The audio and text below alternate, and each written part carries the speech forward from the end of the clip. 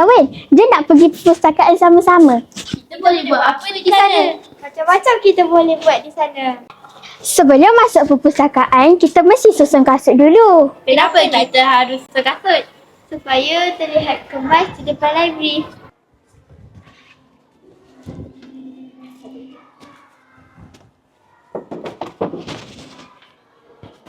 Ha kawan-kawan, inilah perpustakaan SK Pulau Serai. Jemput masuk.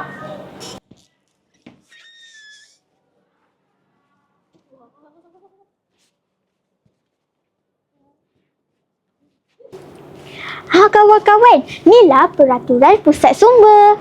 Yang pertama, kawan-kawan kena senyap tau. Kalau nanti orang nak baca buku, dia orang kena fokus. Yang kedua, kawan-kawan tak boleh tau makan dengan minum.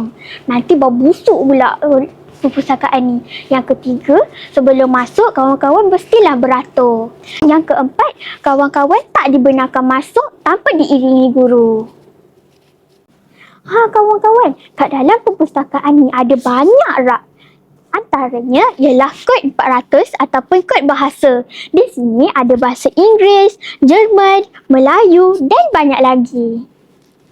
Rak kedua ialah rak 900 ataupun rak geografi dan sejarah.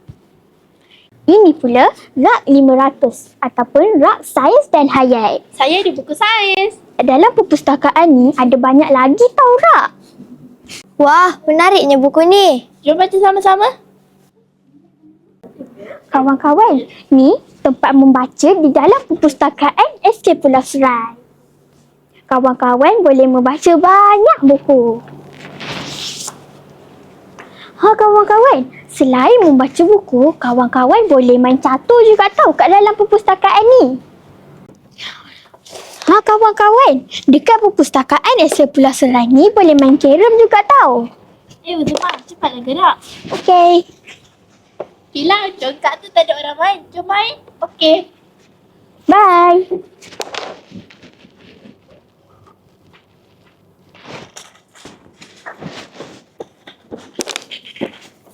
Ha kawan-kawan, inilah bilik tayangan. Jom kita tengok video tentang tata bahasa. Boleh. Jom.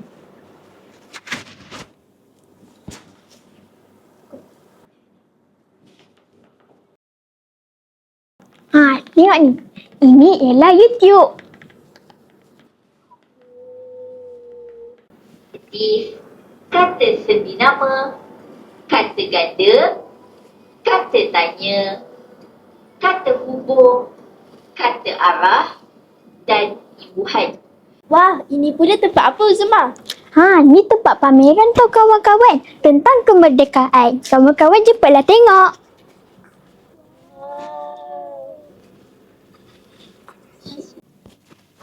Ha kawan-kawan, ini pula bilik bakat cilik. Di bilik ini, kita boleh bercerita, menari, menyanyi dan banyak lagi.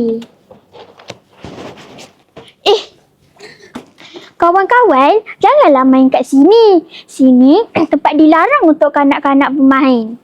Sini ialah tempat untuk rehat guru. Oh, maafkan kami Uzma. Tak apa, kawan-kawan jangan buat lagi tau. Okey. Wah, menariklah perpustakaan SK Pulau Serai ni. Ha, memang menarik kan? Kami harap kawan-kawan semua boleh datang ke perpustakaan SKPS untuk membuat pelbagai aktiviti di dalam ini. Bye!